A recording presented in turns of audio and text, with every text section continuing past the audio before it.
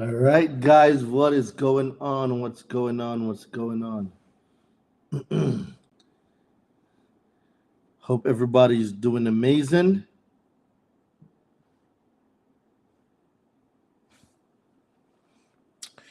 All right, let's get this on the road.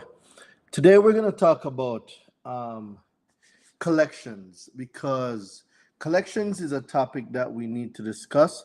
And as we go more and more into 2023, what I'm seeing is that a lot more people have a lot of debt collection that they need to delete from their credit reports.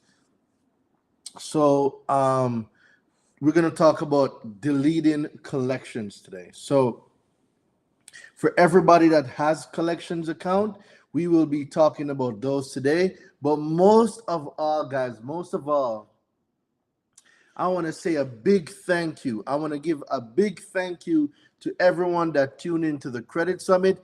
You guys made the Credit Summit a success. It was amazing. For all of y'all that missed it, I swear to God, y'all better not miss it next year. The Credit Summit 2023 was on a different level. So, um, Jerica, I want to say shout out to you. You bought a badge. Thank y'all very much. For those of you that missed the Credit Summit, I am telling y'all, y'all missed something. Hey, King, what's going on? Introduce yourself. Hey, brother man, can you hear me? All right, not sure if he's able to hear me. All right. So for everybody here, yo, y'all missed it, man. Y'all missed it. Y'all missed it. But better late than never. I will be having the Credit Summit 2024. It is going to be phenomenal. So what we're gonna do today, guys, what we're gonna do, ladies and gentlemen, today, um, we're going to talk about collections, all right? Collections seem to be a big plague with a lot of people, and I wanted to walk y'all through the steps of which how to get collections deleted. So, for those of you who don't know, in my book, Do for Self, The Educated Consumer's Guide to Repairing Your Own Credit, I gave the sauce in this book on how to delete collections. So today we'll be going over it and we're going to get it going. So, Gregory, shout out to Gregory LS25 that bought a badge. Thank you very much. So, for those of you who have not gotten this book or have not read this book, I go over how you delete a collections in this book, and I'll be going over a few steps today on how you get debt collections deleted from your consumer report. Now, how many people, right? Just put me in the chat. How many people know that there are new debt collection laws? How many people know that there are new debt collection laws and the old laws and the ways you used to dispute debt collection before does not work? How many people know? Put me in the chat. If you know, put the word me in the chat. How many people know that there are new debt collection laws? And this is what we're going to be going over today. So we're going to go over the new debt collection laws. We're going to go over the new debt collection laws and how we get it situated.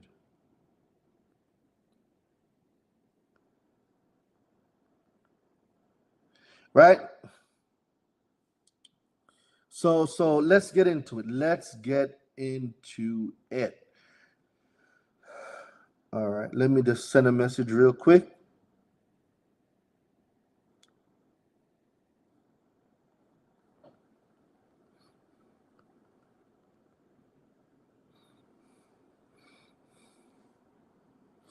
All right, so we're gonna go into it. So has anyone ever gotten my debt validation workbook?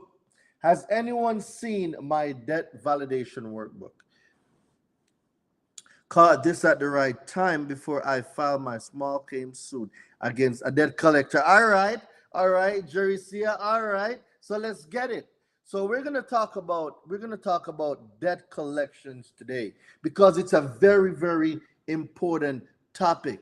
All right, it's a very important topic that we need to speak about, and you guys need to know the information. So I wrote an ebook on the debt collection killer pack, right? And basically, um, 1 second.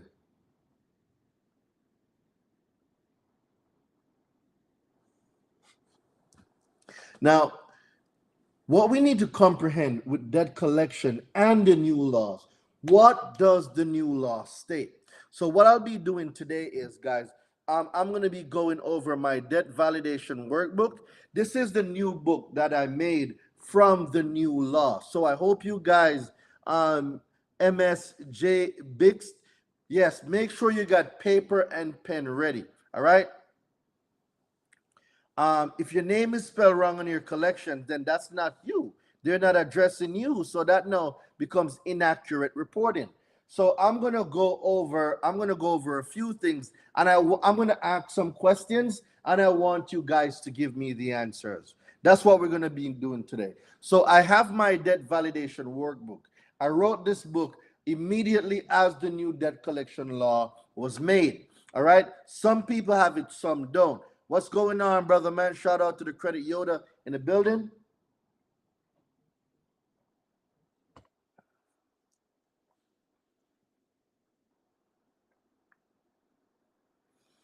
So I sent out a letter of yours and a collection removed it, but it was reinstated yesterday from another collector. That simply means, Brandon, they sold the debt. That's what it means.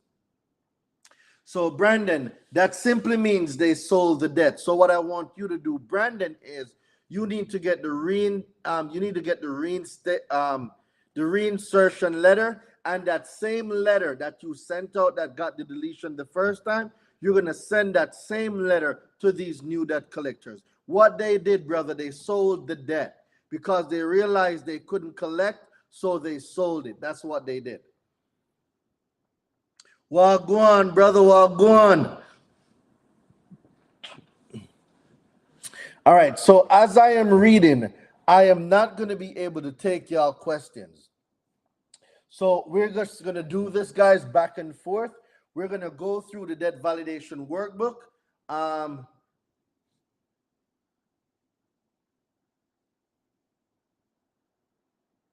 1 second.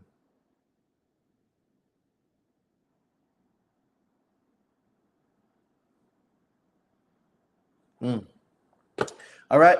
So what we're gonna do is we're gonna go over today the debt validation workbook, and I want you guys to take notes. But most importantly, if you text the word validate, text the word validate to 917-993-5238. You will be able to get the course on the debt validation and the workbook that I'm going to be using right now. So let's start with it, right? So debt validation, right? So for those of you who remember the old laws, the old laws had 8 definitions. All right, the old law had 8 definitions, 8. Right, the new law has about 13. So it is not the same as the old laws. So most importantly, where is view?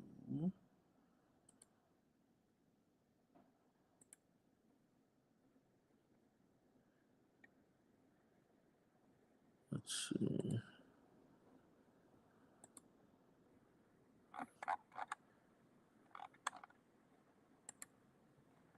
Hold on, let me get this back in order. All right.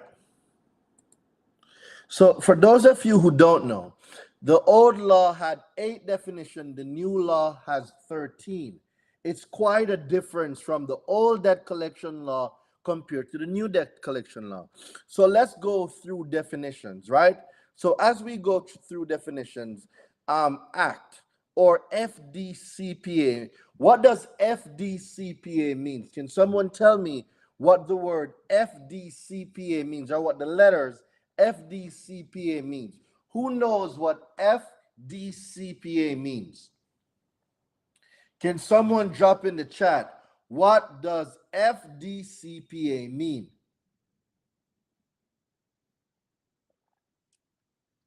What does the acronym FDCPA means? Fair Credit Reporting Act? No, Lav, you almost got it, but there's a word that you need to remove. Fair Debt Collection Practices Act. Spiritual being, yes, you got it. Fair Debt Collection Practices Act. Too much, too little. You got it as well. John, you got it. Sweet thing, you got it. Jaricia, you got it. All right, good. You guys are good. All right, drop some fire in the chat for yourself. Now, the second definition we need to comprehend is attempt to communicate means any act to initiate a communication or the contact about a debt with any person through any medium, including by soliciting a response from such person. An attempt to communicate includes leaving a limited content message as defined in paragraph 1 of this section. Now, can anyone tell me what the word bureau means? What does the word bureau mean? Can someone tell me what the word bureau means? Who knows what the word bureau means? Who can tell me what the word bureau means? This is not a trick question. What does the word bureau mean?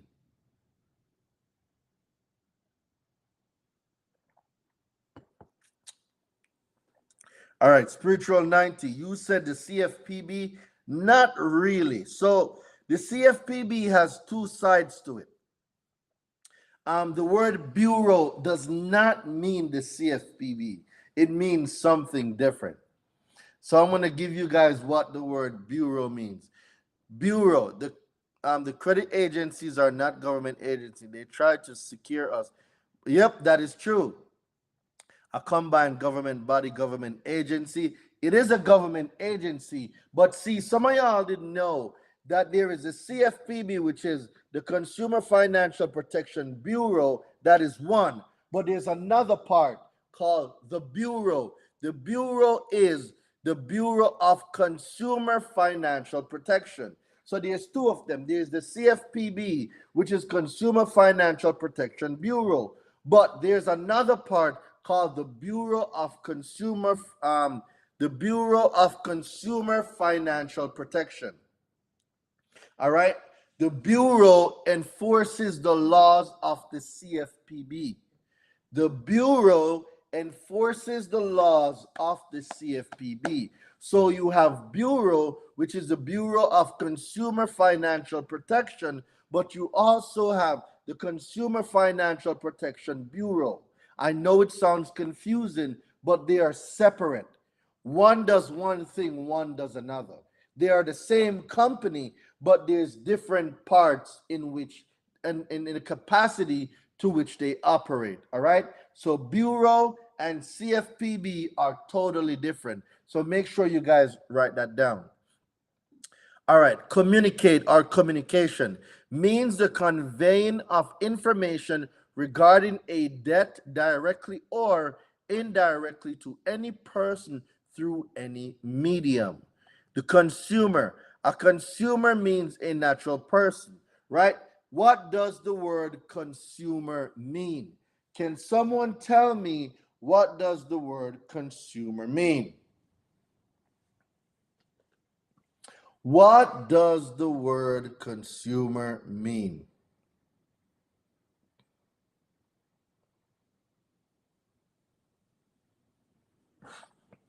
What does the word consumer mean? Who can tell me what the word consumer mean? Shout out to my guy David Powertalk for making the Credit Summit such a success. Shout out to my guy David Powertalk. What does the word consumer mean? All right. So the word consumer means a natural person. That is true, right? The word consumer means a natural person, not an entity, not an organization. A consumer is a natural person. But in the new law has a slight change to it. The new law also says the term consumer mean a natural person, whether living or deceased. It's very important for you to learn this. A natural person, whether living or deceased. So in the new law, the word consumer means a natural person, whether living or deceased. That definition was not in the old law. Guys, write this down. A consumer means a natural person, whether living or deceased. All right? In the old law, the word consumer had a totally different definition.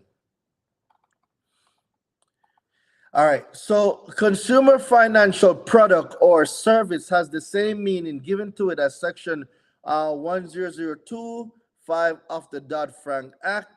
A creditor means any person who offers or extends credit, creating a debt to whom a debt is owed. So the word creditor means any person who offers or extends credit, creating a debt. So when you guys hear that you are the creditor, it is correct. You are the creditor.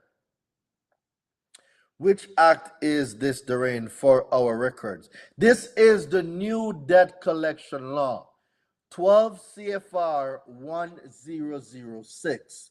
This is the new debt collection law, 12 CFR 1006.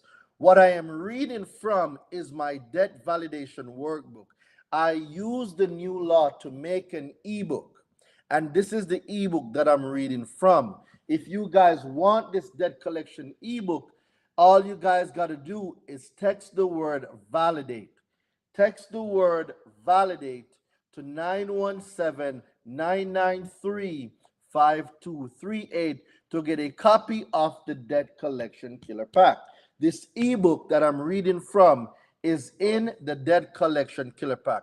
If you guys want it, all you got to do is text the word validate to 917-993-5238 and you will get a copy of this debt collection killer pack, of the debt validation workbook. But most importantly, you guys are going to get 18 letters.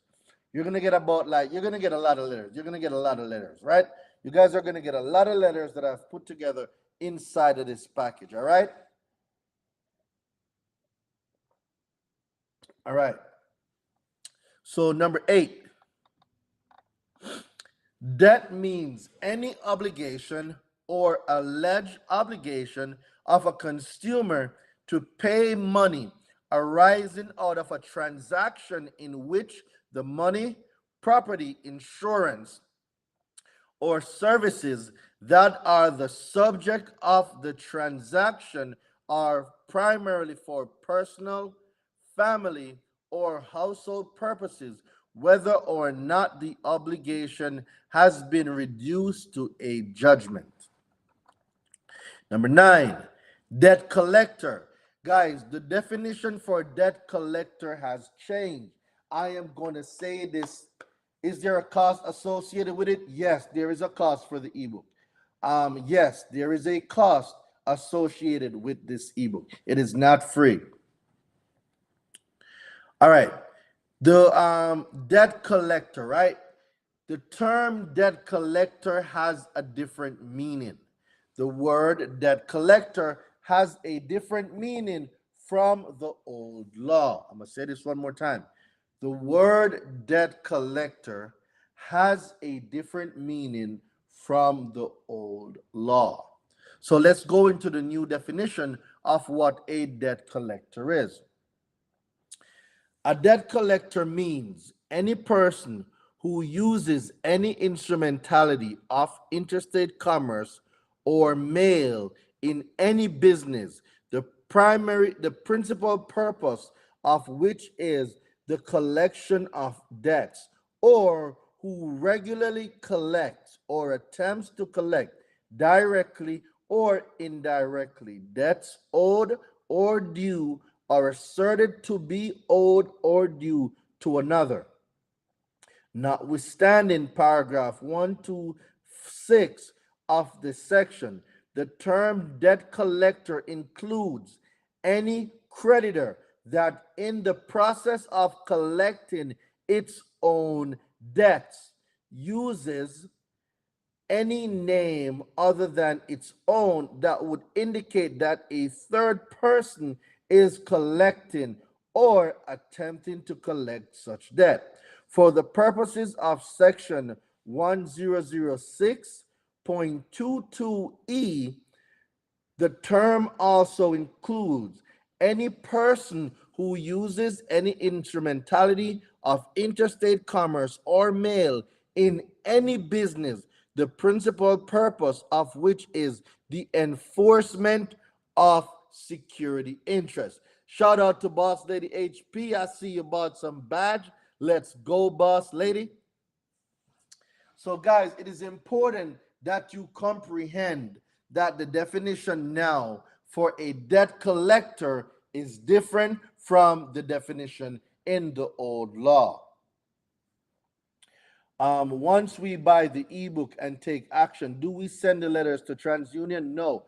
So, Nicholas, that was a great question.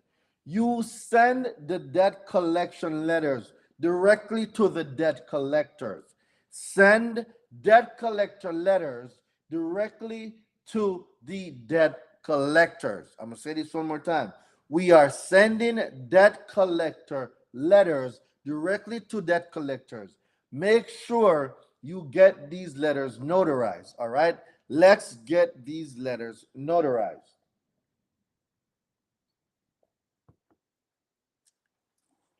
All right, remember I told you guys that the old definition only had 8 definitions. The new law has about 13. The term debt collector includes, guys, if you have not been paying attention, I need you guys to write this down.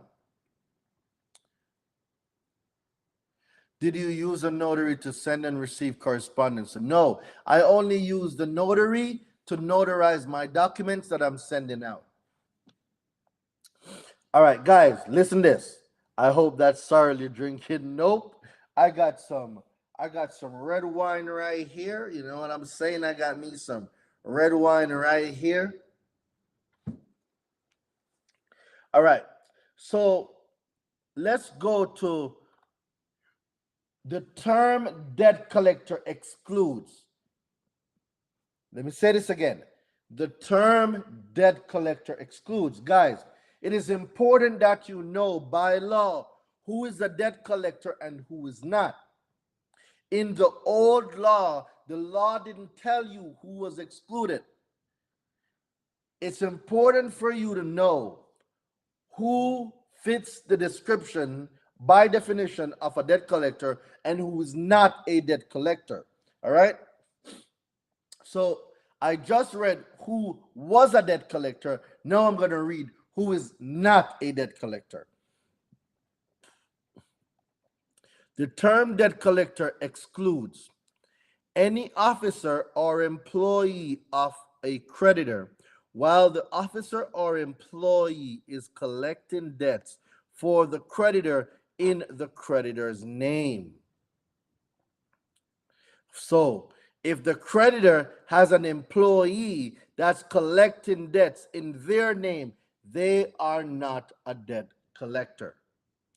Any person, while acting as a debt collector for another person, if the person acting as the debt collector does so only for persons with whom the person acting as a debt collector is related by common ownership or affiliated by corporate control.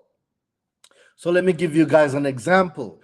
If you have someone from SunTrust or someone from Lightstream that is collecting a debt on behalf of Truist Bank, they are not debt collectors because they are owned by corporate control or by interest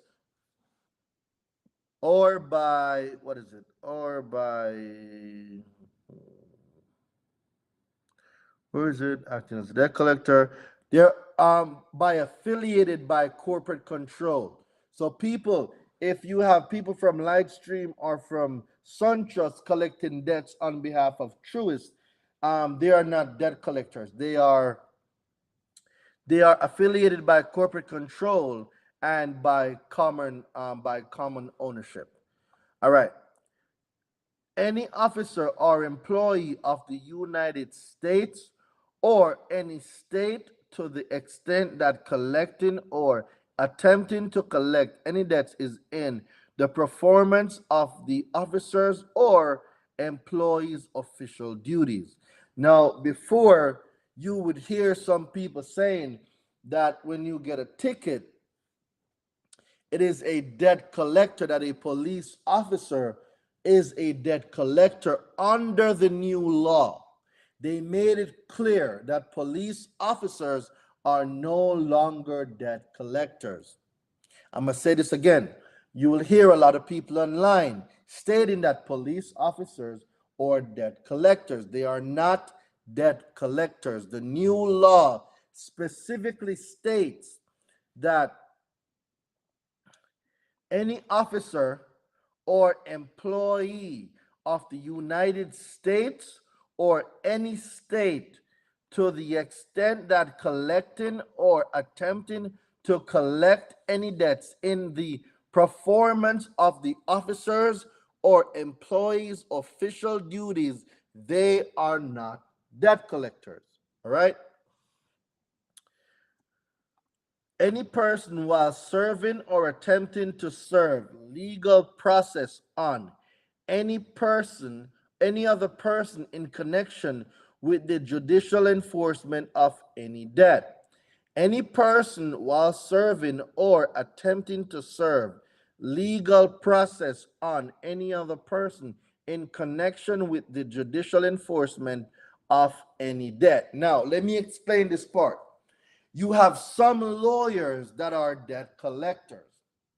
A lawyer operating outside a judicial enforcement is a debt collector. However, if that lawyer is acting with the judicial enforcement and in the attempt to serve a legal process, the lawyer is not a debt collector.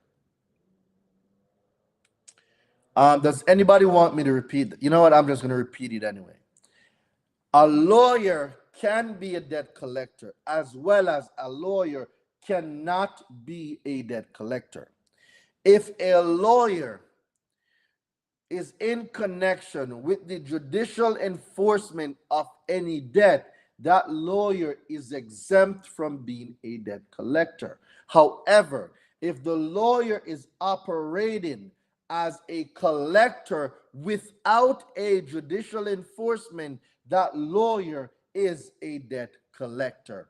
If you got what I just said, put the word me in the chat. If you got what I just said, put the word me in the chat or drop some fire in the chat.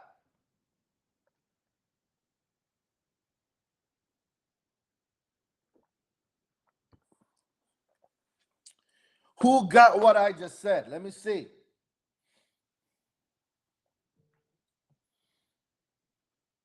All right, I see a few people getting it. Okay, good. And remember, guys, if you want this ebook along with the letters,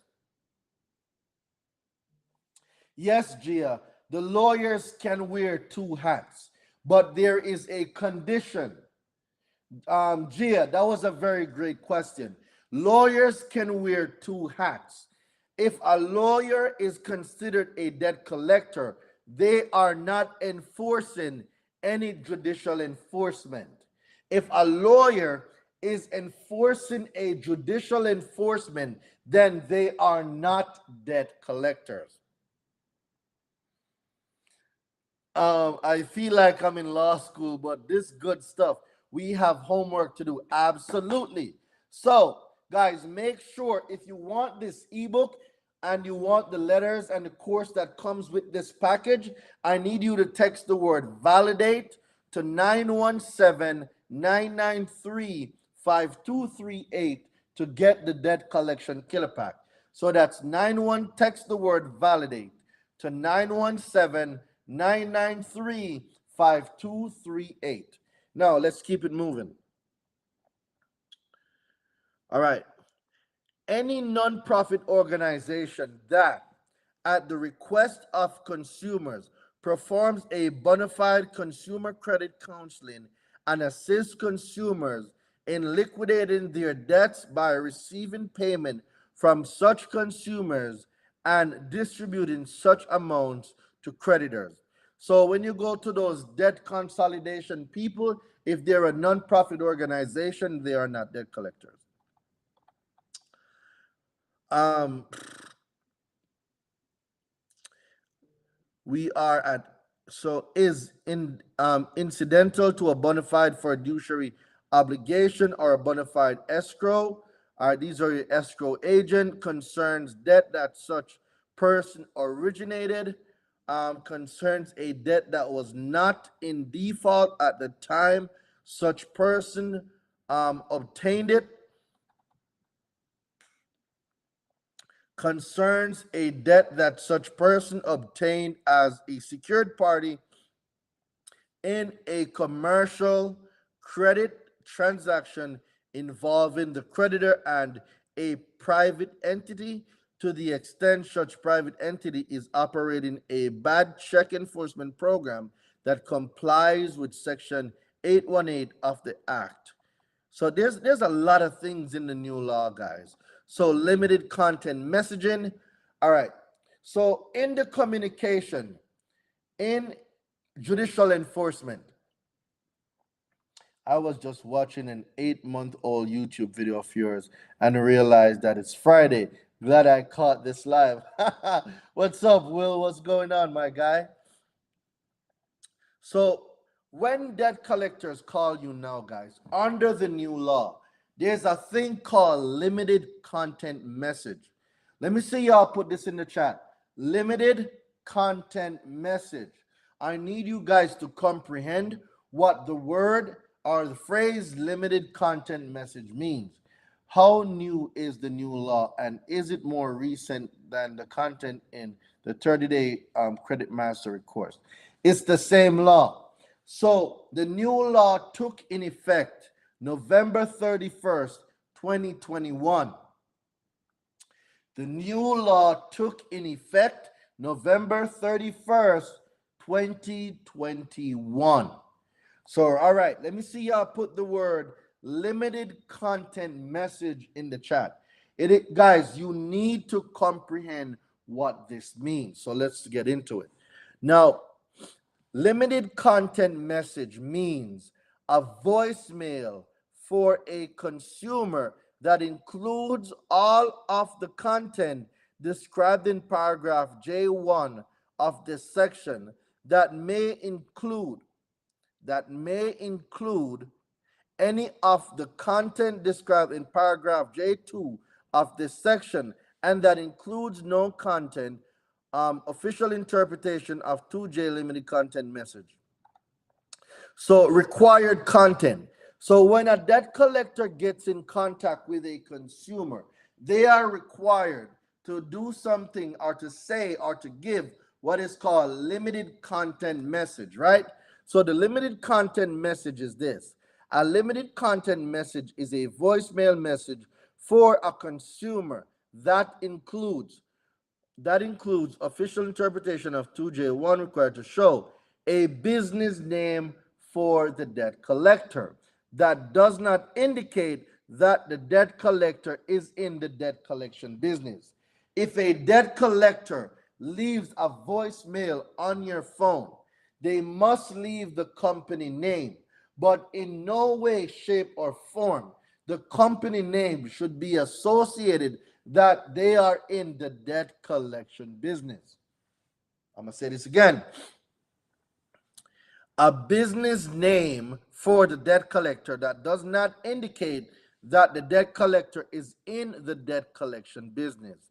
The second thing they must leave in this limited content message is a request that the consumer reply to the message.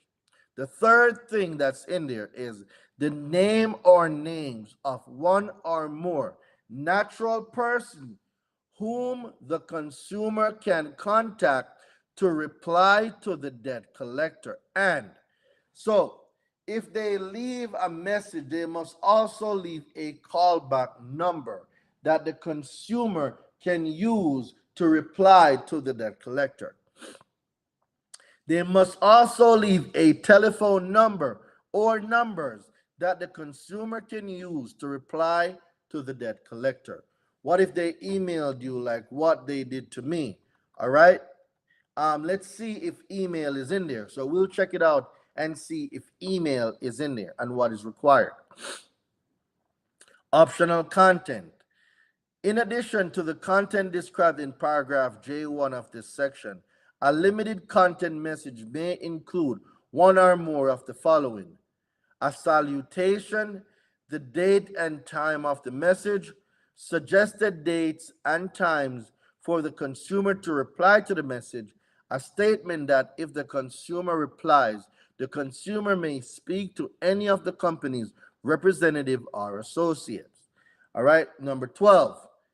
Person includes, the term person includes a natural person, corporation, companies, association, firms, partnerships, societies, and joint stock companies. So if you guys notice, the definition for person under the FDCPA is slightly different from the definition of the word person under the FCRA. How many people caught that? How many people caught that distinction in the definition?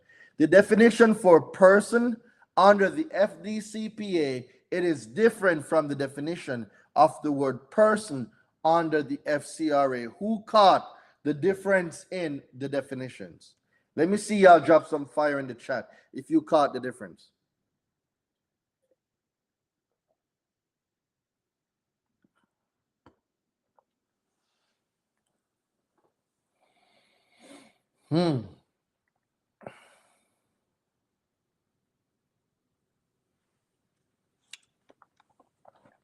All right, so let's get into it. The word state means any state, territory, or possession of the United States, the District of Columbia, the Commonwealth of Puerto Rico, and any political subdivision of any of the foregoing. All right, so that's definitions, right? So we've just gone through all 13 definitions of the FDCPA with the new law. So now that we've gone through the definitions, what does the word act or FDCPA means? Who can tell me what the word act or FDCPA means? We've gone through the definitions, so let me do a check on learning. Let's see who's been following. What does the word act or FDCPA means? Can someone tell me what does the word act or FDCPA means as it pertains to the new law and to debt collection? What does the word act or FDCPA means? What does the word act or FDCPA means? I know some of you are driving. Please do not drive and respond. Let somebody that is not driving respond. Can someone tell me what the word act means or FDCPA?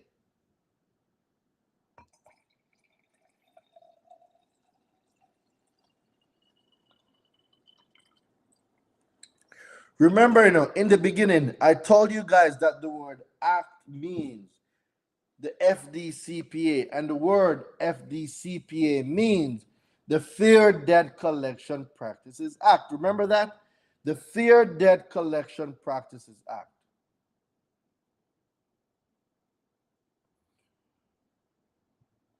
Remember, guys, Fair Debt Collection. Remember, we're talking about the FDCPA. All right, we're talking about the FDCPA. So when we're referring to the word FDCPA, we are talking about what the word FDCPA means. It means, Nicole, Robin is in the university. Let's go. Drop some fire in the chat. Robin is in the university. Let's go, let's go, let's go. Shout out to Robin Nicole for joining the university. Drop some fire in the chat.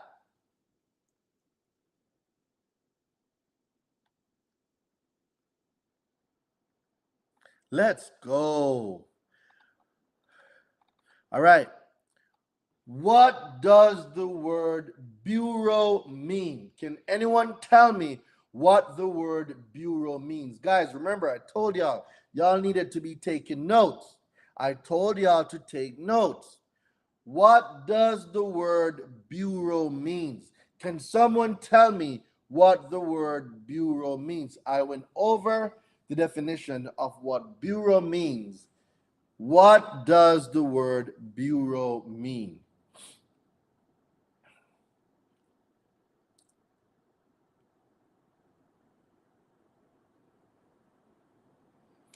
What does the word bureau mean? Can somebody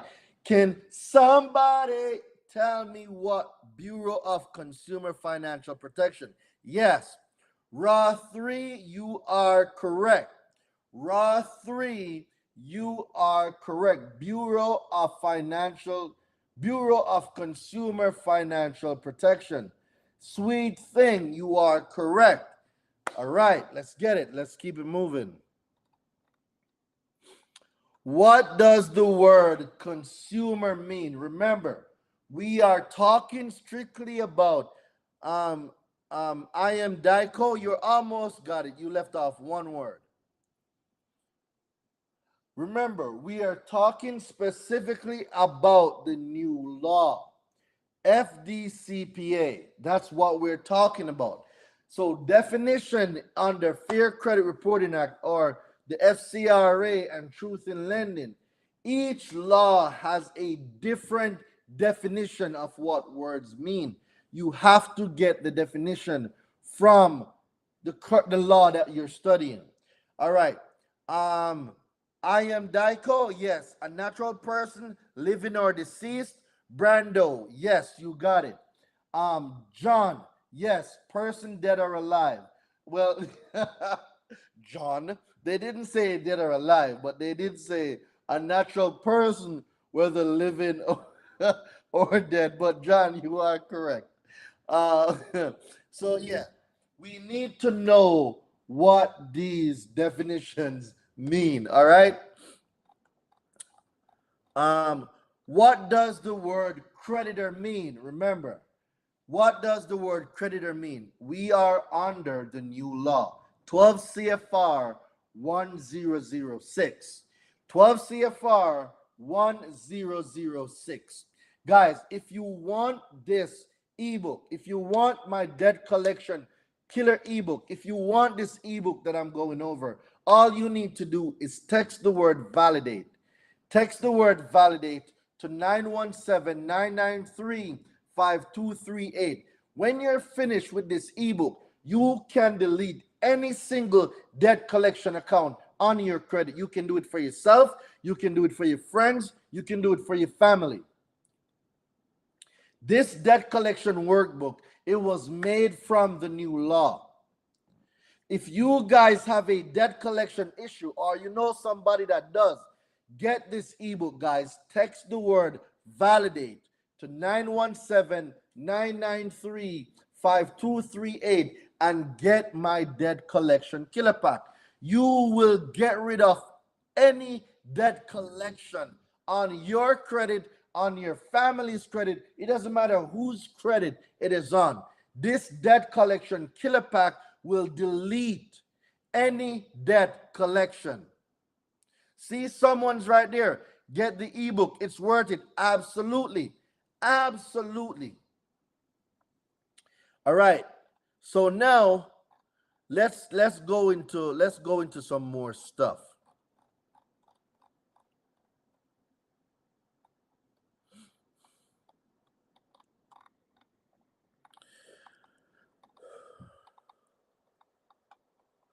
Can someone tell me what does the word? You know, before I even ask y'all that, let me give y'all some context. Validation, right? The action of checking or providing the validity or accuracy of something. So when you guys ask debt collectors to validate an account, what are you actually asking these debt collectors, right? When you ask these debt collectors to validate or to verify these accounts, what exactly are you asking these debt collectors to do? Will this work on paid collections? If you paid the collections, all you need to do is delete the collection now from your credit. There are letters in the debt collection killer pack that you can use to delete a paid collection from your credit. I am getting it now, and I'm going to use it in my credit repair business. John, you are welcome. Go ahead, John, and change some lives. Go get those collections deleted. This workbook, John, I promise you this. This workbook will change the way you handle debt collectors. That is a promise.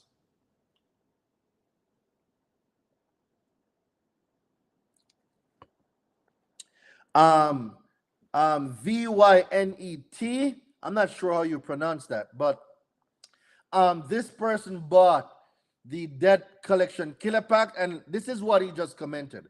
As far as I can see, it has everything you need.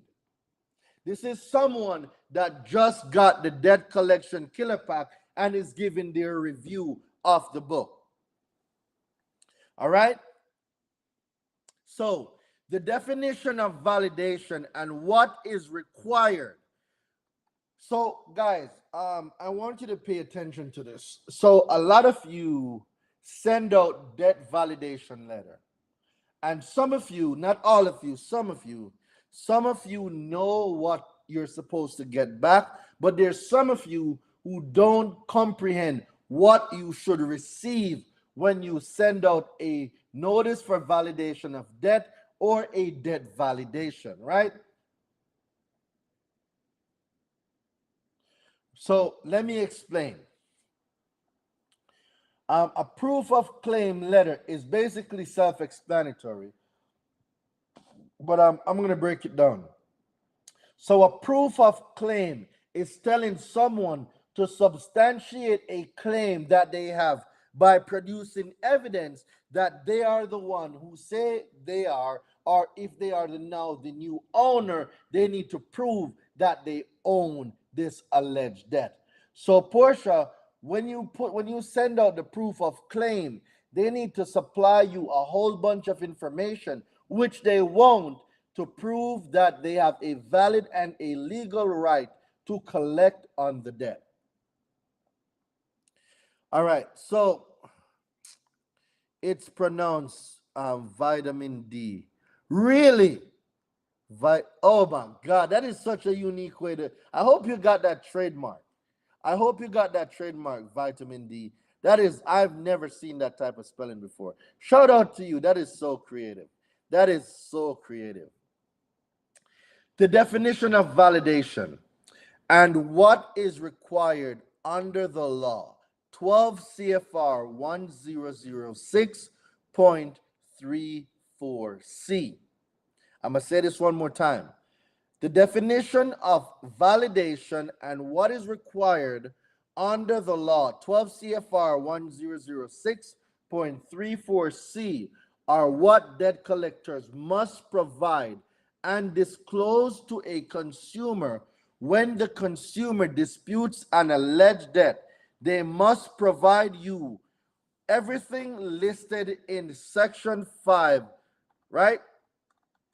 So what is verification? Verification is the process of establishing truth, accuracy, or validity of something. Verification person 12 CFR 1006.34 is the process by which a consumer requires or requests more documentation, like the original creditor's name, address, email, phone number, to provide evidence to substantiate their alleged claim. So notice for validation of debts.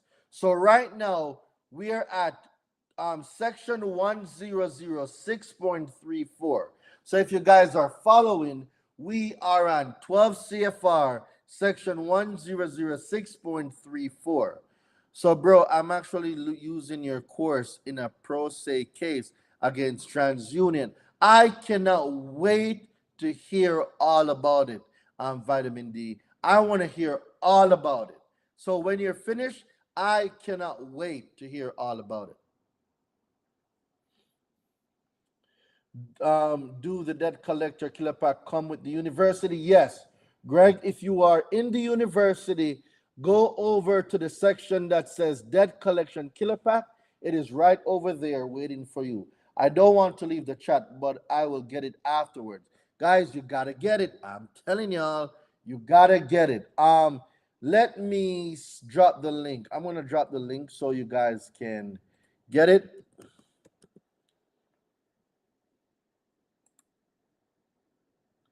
Let me drop the link in the chat so you guys can go and get it. So right here is the link for the debt collection killer pack.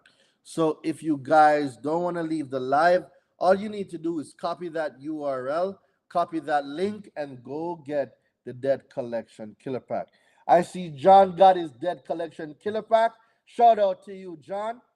I want you to, so John, I want you to follow with me in your book, all right? Will it help in removing student loans? Not student loans. Student loans, there's a letter in there you can use. It's called the account deletion letter. So I want you to get the account deletion letter. It is in the debt collection killer pack, but the debt collection killer pack was made specifically for collections, for debt collection. I had a text question that wasn't answered, so I missed the Island Boy 33 discount. Oh man, you missed a discount, bro. You missed a discount. Sheesh. So now, let me get back to this definition, all right? Let me get back to the definition. When you send a debt collection, when you send a debt collector a notice of validation of B debts by law, a debt collector shall send you the following A validation information required.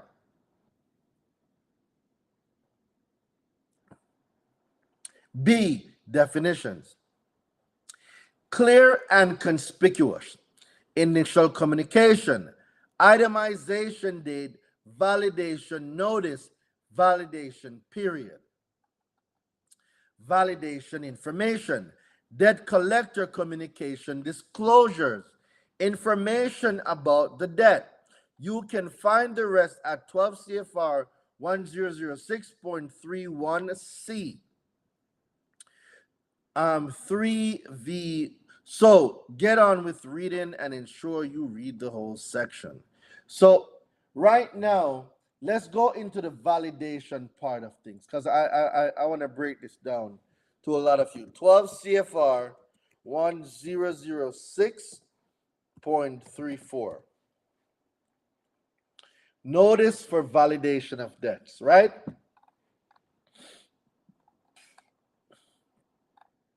So under notice for validation of debts, validation information required.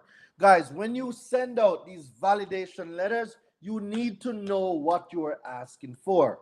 When you don't know what you're asking for, this is why you will get payment history, and you will get what else do they send you? They send you payment history and all sorts of things that you didn't ask for, right?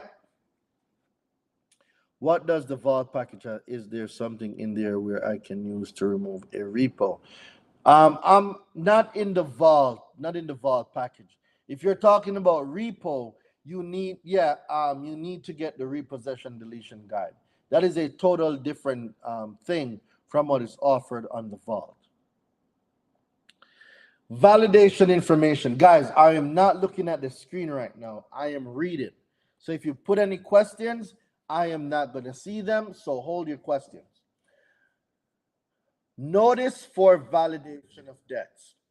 Validation information required. In general, except as provided in paragraph A2 of this section, a debt collector must provide a consumer with the validation information required by paragraph C of this section, either by sending the consumer a validation notice in the manner required by section 1006.42, A, the initial communication as defined by paragraph B2 of this section, or within 5 days of the initial communication, or by providing the validation information orally in the initial communication.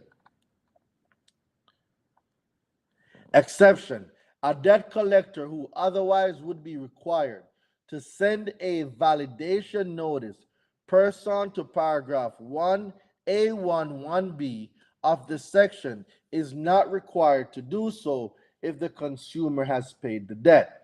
So if the consumer have paid the debt, they are not required to send you anything because you already paid it, right? So if you paid the alleged debt already, yeah, they're not gonna send you any disclosures. All right.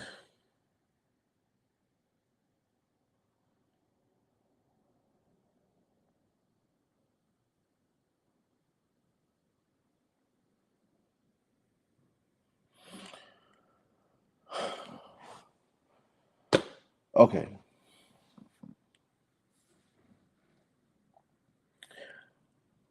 Definition for, all right, clear and conspicuous. Clear and conspicuous means readily understandable in the case of written and electronic disclosures.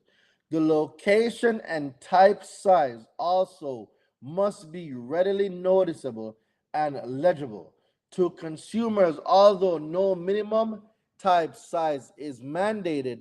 In the case of oral disclosures, the disclosures also must be given at a volume and speed sufficient for the consumer to hear and comprehend them.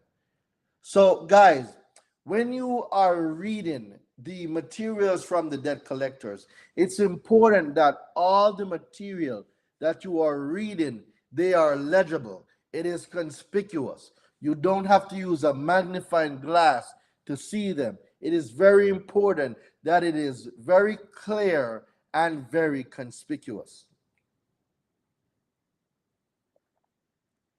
So, when we talk about the initial communication, can someone tell me what they think initial communication means? What do you think initial communication means?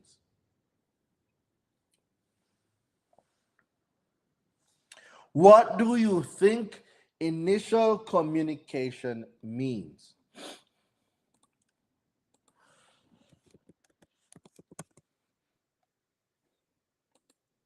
What do you think initial communication means?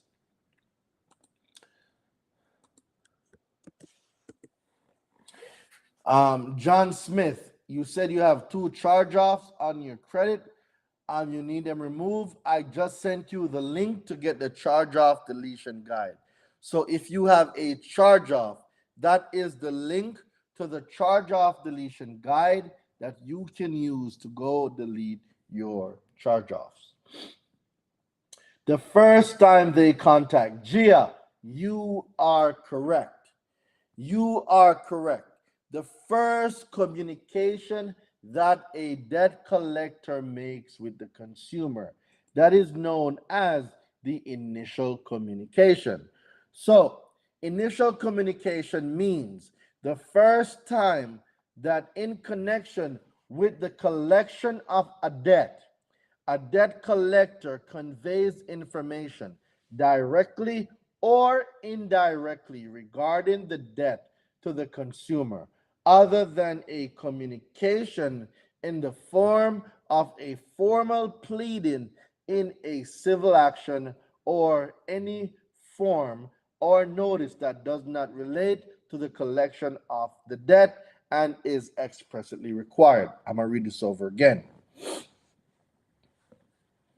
Initial communication means the first time that in connection with the collection of a debt collector conveys information directly, directly or indirectly regarding the debt to the consumer, other than communication in the form of a legal pleading in a civil action.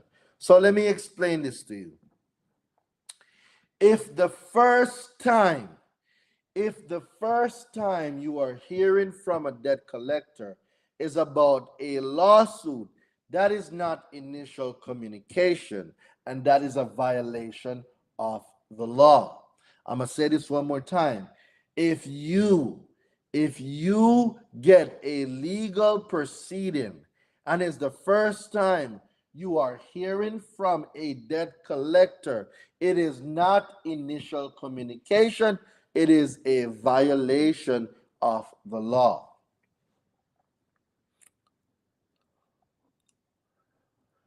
All right? So, the Internal Revenue Code of 1986, Title V, the Gramm-Lynch-Bailey Act, any provision of federal, all right, where were we? Penal action or any form of notice that does not relate to the collection and is expressly required by, okay. So, itemization date. Itemization date. What does itemization date mean? Itemization date means any one of the following 5 reference dates for which a debt collector can ascertain the amount of a debt. The last statement date, which is the date of the last periodic statement or written account statement or invoice provided to the consumer by a creditor. The charge off date, which is the date the debt was charged off. The last payment date, which is the date the last payment was applied to the debt. The transaction date, which is the date of the transaction that gave rise to the debt, or the judgment date, which is the date of a final court judgment that determines the amount of the debt owed by the consumer. A validation notice means a written or electronic notice that provides the validation information required by paragraph C. Validation period. Validation period means the period starting on the date that the debt collector provides the validation information required by paragraph C of the section and ending 30 days after the consumer receives or is assumed to receive the validation information. So let me explain that. So when a debt collector sends out a validation notice, right? And the consumer receives it. So there's 2 dates we must pay attention to. The date they sent it out, the date the consumer receives it, and then 30 days after that. All right? So the date they sent it out, the date the consumer receives it, and then 30 days from that is considered the validation period. I'm going to say it one more time. the date when the debt collector sent out the notice. That's one. The second thing is the date when the consumer received it. Then 30 days from when the consumer receives that notice of validation, that is considered the validation period.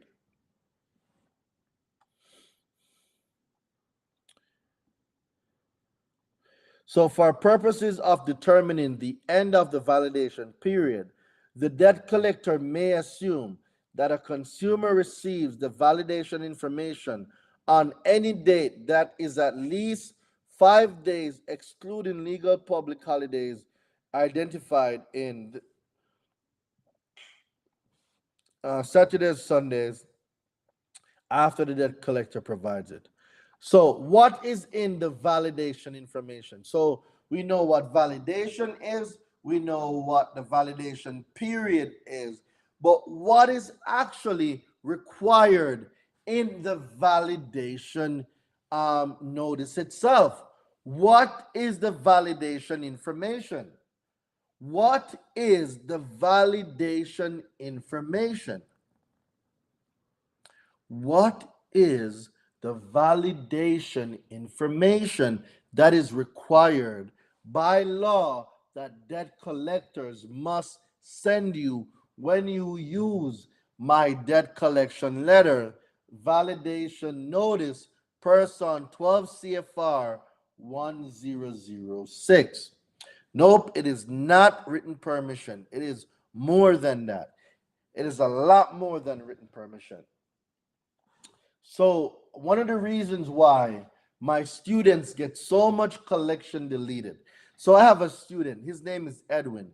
Edwin has gotten over 600 collection accounts deleted for his clients.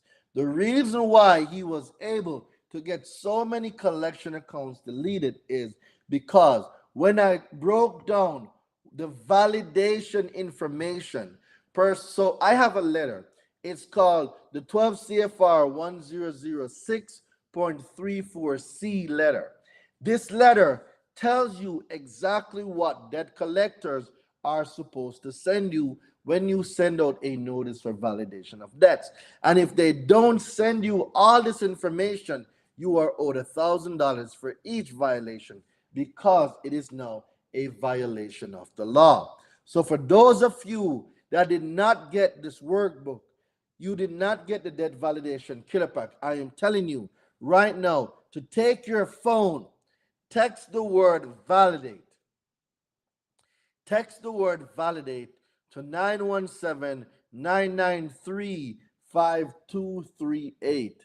Text the word validate to 917-993-5238 and get your copy of this debt validation workbook.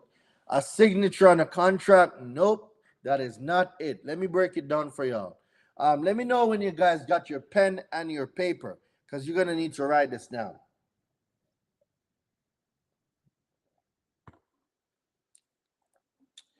Let me know when you guys got your pen and paper. John, check your spam. John, I want you to check your email, check your junk, check your spam, and the workbook is in there. The workbook is there. It is titled Consumer Law Validation. So, John, I want you to look for Consumer Law Debt Validation. It is there. I know it's there, John. Look for Consumer Law Debt Validation. That is the workbook. It is called the Consumer Law Debt Validation. That is the workbook. I just saw it like an hour ago because I was looking at it. All right.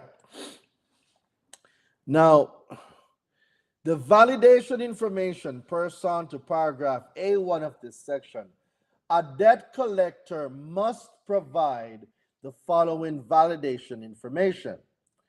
Debt collector communication disclosure. The statement required by section 1006.18E. All right, let's see what those disclosures are. The initial communications, a debt collector must disclose in its initial communication with the consumer that a debt collector is attempting to collect a debt and that any information obtained will be used for that purpose. If the debt collector's initial communication with the consumer is oral, the debt collector must make the disclosure required by this paragraph again in its initial writing. Initial written communication with the consumer, subsequent communication.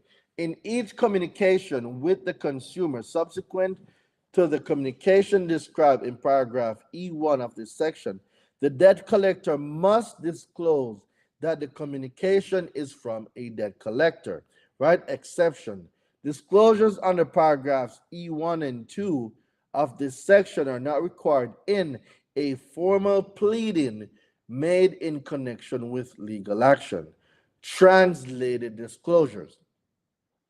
A debt collector must make the disclosures required by the paragraphs E1 and 2 of this section in the same language or languages used for the rest of the communication in which the debt collector conveyed the disclosures.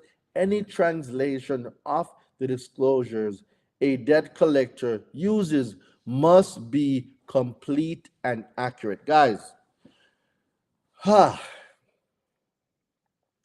am going to share one secret with y'all. One. And only people in my university knows this.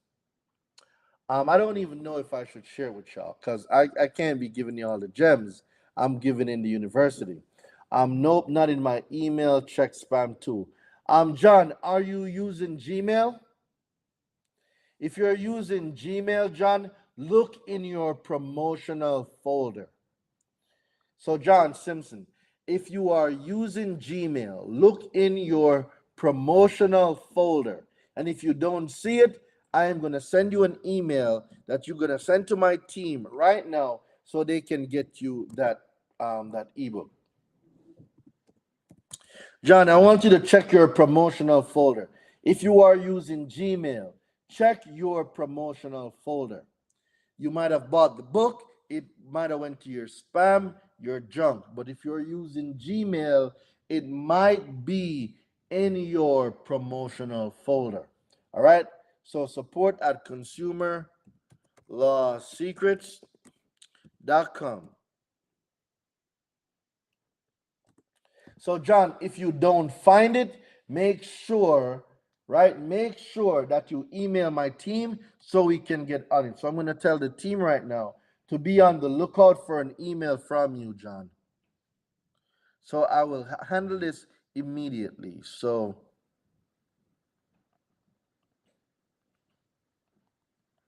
let me send it. Yep, John, check everything first. If not, I will get the team to get on it, John. So don't you worry. I'm gonna make sure that everyone that purchases the debt collection killer pack, I will make sure you guys get it. So if you guys bought the debt collection killer pack and you did not see it in your emails or your junk or your promotional folders, if you're using Gmail, I just dropped the link. I just dropped the email so my team can go ahead and assist you guys and get this item deleted. So let me drop the email one more time. Support, SUPPORT, support at Consumer Law Secrets, SECRETS.com. Support at consumerlawsecrets.com so I can get you guys situated. So, guys, that is my email address. If you had bought the debt collection killer pack, if you text the word validate to 917-993-5238, text the word to get the debt collection killer pack. Email my team if you did not get it. All right. I know you're a man of your word. No problem. Thank you very much, John. I will make sure you get it. All right. I will make sure the team gets you right now. So if you still can't find it, send an email to my team and we will make sure that you get it. Okay.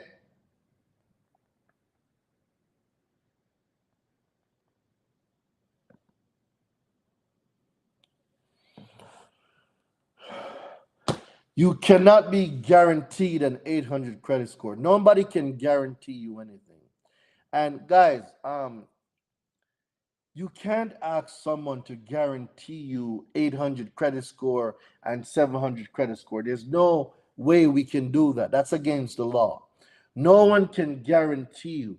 We can show you what we did to get a 700, to get an 800. It doesn't mean you're going to have the same results. No one can guarantee you anything because we cannot predict how a company is going to respond. So please, guys, do not ask anyone to guarantee you anything. They can't. It's against the law. All right? All right. So let's go back into it now. I'm gonna give you guys a little gem. I only teach this inside my university. I'm gonna say it once, I will not repeat it. So for who is not paying attention, I'm sorry, but you missed it. Now, when we are also disputing debt collection, if you speak other languages, right? If you if you speak other languages, you can dispute the item in your language. So, for instance, if someone on here speaks Spanish, you can dispute with a debt collector in Spanish. And what they send you back, the information must be accurate. Their grammar must be accurate. Everything must be accurate. If it's not, the account must get deleted. So I will not repeat it. This is something that I only teach in my university.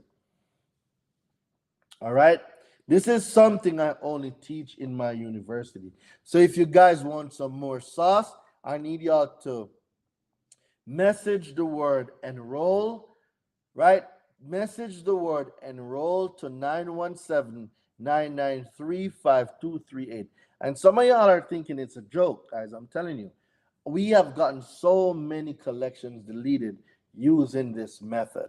All right, it's a simple method, but it is so effective.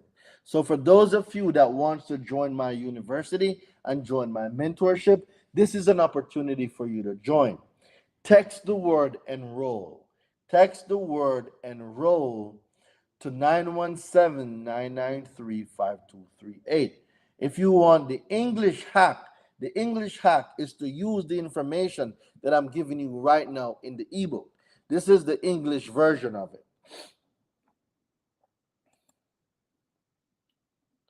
All right, so let me go back.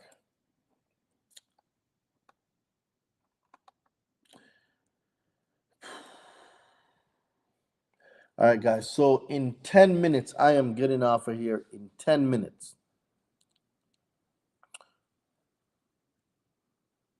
Yes, and Walker, you are able to break the university payment down into payments of $597.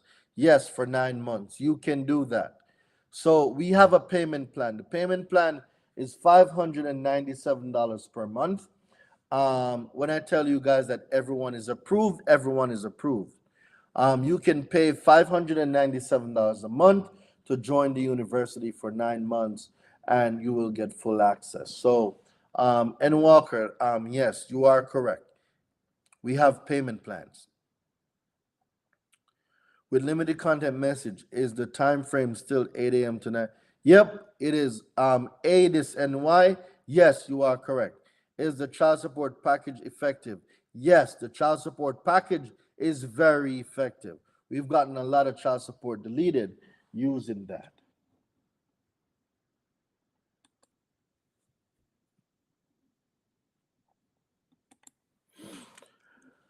All right, so let's get back into it. Information about the debt, except as provided in paragraph C5. You won't get access to the full university. It is broken down into tiers. You guys can't think I'm going to give you full access when you only did one payment. I can't do that. So the university is broken down into tiers. So as soon as you make the payments, more courses will open up, guys. I run a business, it's a digital business. I have to protect my interest. All right. So the debt collector's name, the mailing address at which the debt collector accepts dispute and requests for original creditor information. That's one. The second thing you must get is the consumer's name and mailing address. That is two. Number three, if the debt collector is collecting a debt related to a consumer financial product or service as defined in section 1006.2F, the name of the creditor to whom the debt was owed on the itemization date. That is three. Number four, the account number, if any, associated with the debt on the itemization date or a truncated version of that number. Number five, the name of the creditor to whom the debt currently is owed. Number six, the itemization date. Number seven, the amount of the debt on the itemization date. Number eight, itemization of the current amount of the debt reflecting interest, fees, payments, and credits since the itemization date. A debt collector may disclose the itemization on a separate page provided in the same communication with the validation notice if the debt collector includes on the validation notice where the itemization would have appeared a statement referring to that separate page. Number nine, the current amount of the debt. So, when we talk about a validation of debt, there are 10 things that is required in the information section. So if you guys send out debt validation notices and you're only getting one or two responses, guys, I'm telling you that if you don't know what is required by the law, how are you going to get debt collection items deleted? This is why you guys got to get the workbook. If you do not know how to dispute collections, they will send you anything back and tell you that it's verified. But if you don't know what they're supposed to send you by law, how are you going to get these collections deleted? Something for you to think about.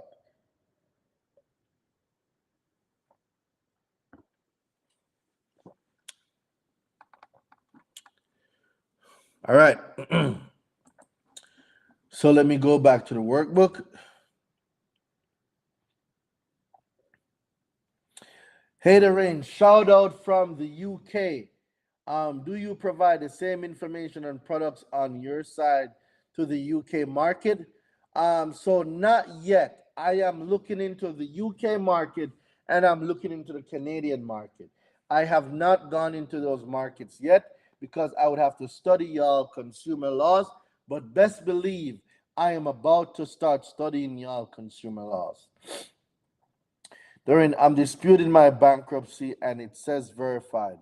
All right, so if you're disputing bankruptcy, let me send you the link to the bankruptcy deletion guide.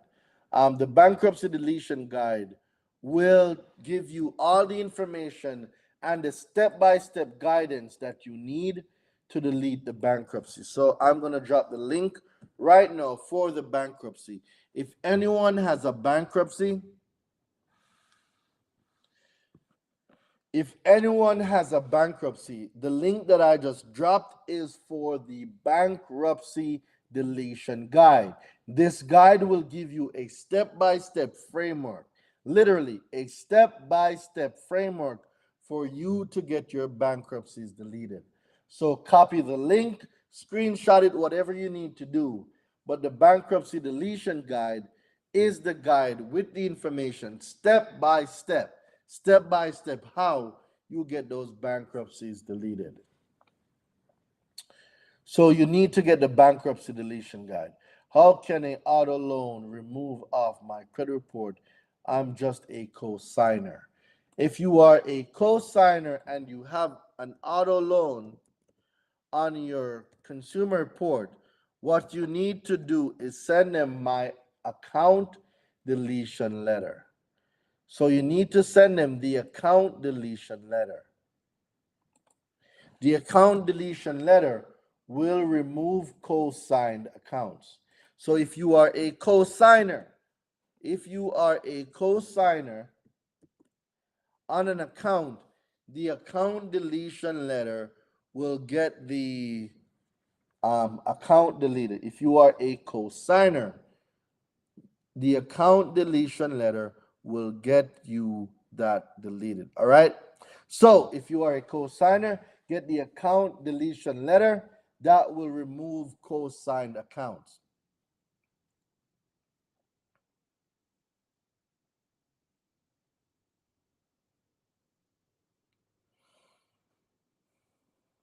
So in this case, bro, you might have to go to arbitration or you might have to sue them.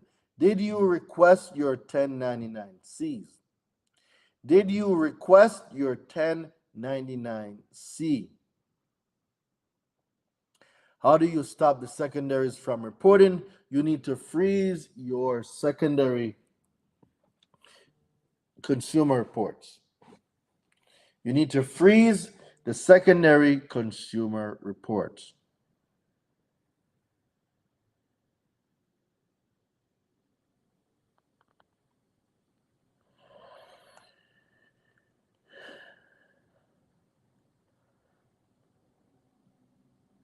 All right, 1 second.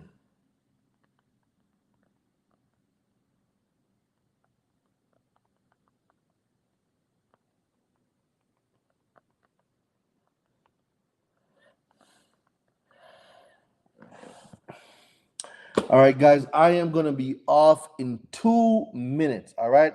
I don't have tour steps to rain. I spoke with Lexus Nexus on the phone. You cannot speak with them on the phone. This is why I send the link. This is why I dropped the link for the bankruptcy deletion guide. You cannot speak to these people on the phone, ladies and gentlemen. I am telling you, you cannot speak to them on the phone. You will not get what you are looking for. They will not do it.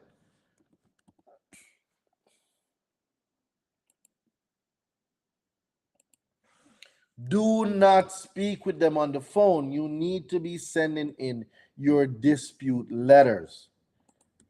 You need to send in your dispute letters. So if you have a bankruptcy, you need to send in the bankruptcy letter.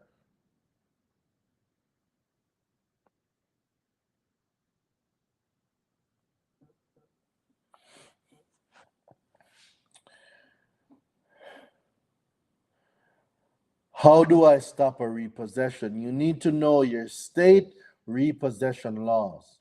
So, Zira, go on YouTube, go to my videos. I did a couple video on repossession.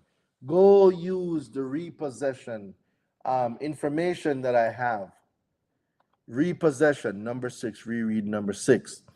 Number 6 says the itemization date. Number 6 is the itemization date. The first letter to remove charge off, what should it say? It's requesting the 1099C. Request your 1099C. That's the first letter you're going to send out. Requesting your form 1099C. That's a great question, Robin. That's the first thing you are going to send out. Requesting your form 1099C.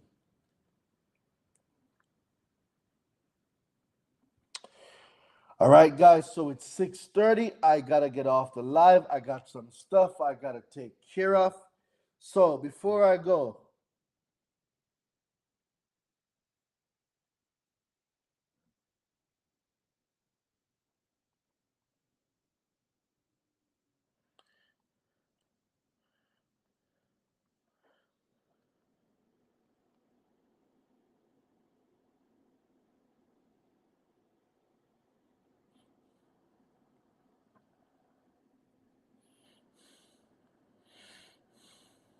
1 second, guys.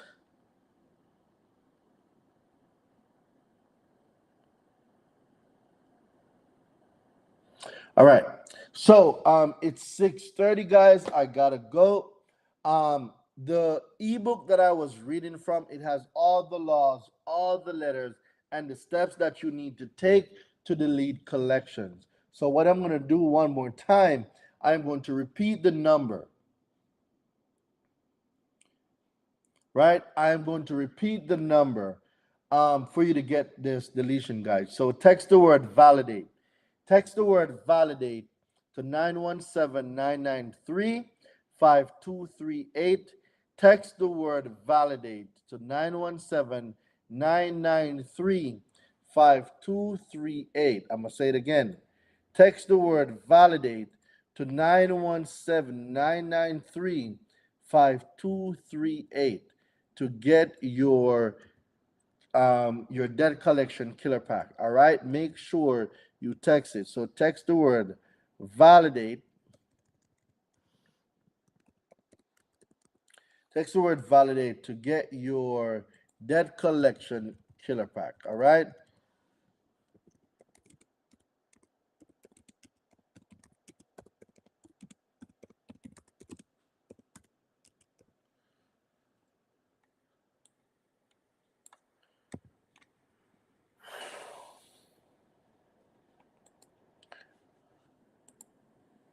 All right. So text the word validate to 917-993-5238 to get the debt collection killer pack.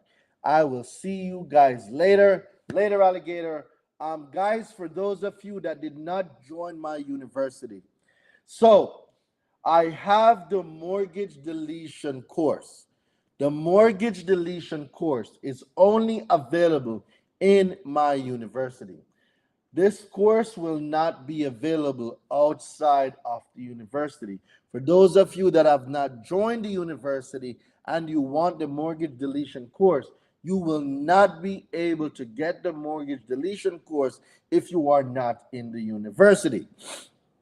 So remember, text the word enroll. Text the word enroll to 917-993-5238. All letters should be notarized. I notarize all my letters. Text the word enroll to 917-993-5238. No problem, no problem, guys. If you want the mortgage deletion sauce, text the word enroll to 917-993-5238 to join the university so you can get in on the mortgage deletion course. The mortgage deletion course, I am teaching it inside the university on Monday. So Monday, I will be teaching the mortgage fraud course.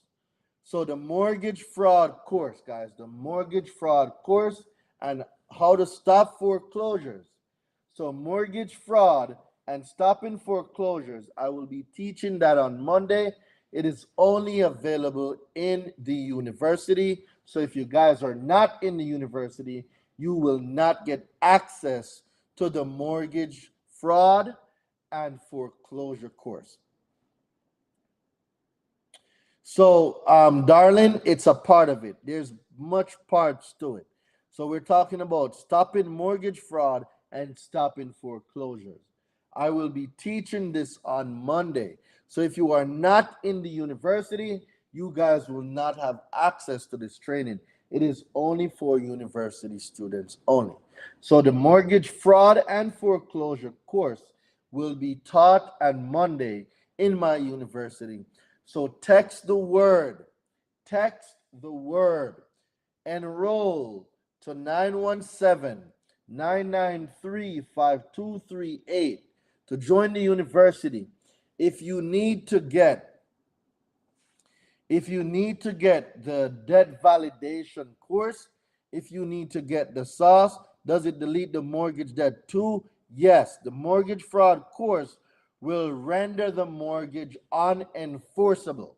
When you guys learn this stuff, let me give you guys just a brief synopsis of what is included in the mortgage fraud stopping foreclosures course.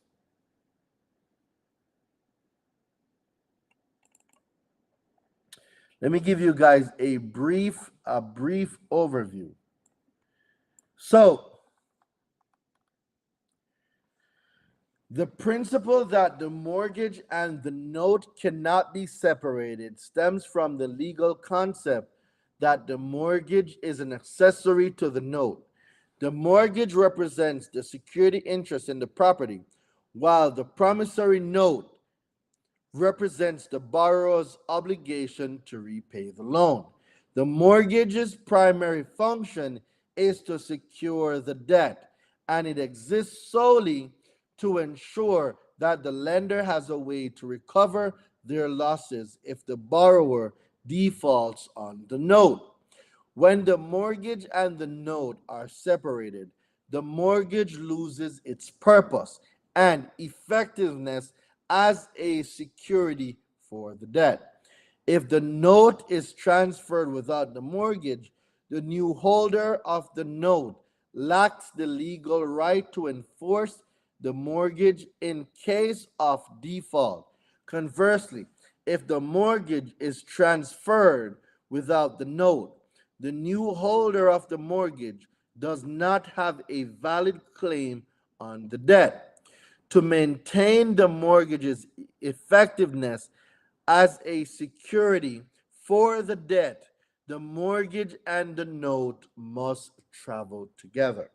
So, guys, that is a brief summary of the mortgage fraud slash stopping foreclosure course that I'm going to be teaching to the students in the university on Monday. So if you guys have a mortgage, if you are a homeowner, I recommend you guys joining the program. You need to learn how to spot mortgage fraud and stop foreclosures. I'm going to say this one more time. So all the information in this university, how long is the membership? The membership is good until you decide that you no longer want to be a part of the university. So you will be the determining factor of when you stop if you decide to. This course will only be taught in the university. So if you guys are not in the university, you will not learn how to spot mortgage fraud and how to delete and stop foreclosures. So, guys, I will see y'all later. I am out. See y'all later. All right. So, remember, join the university, learn the stuff that I'm going to be teaching y'all, use it, get your stuff done.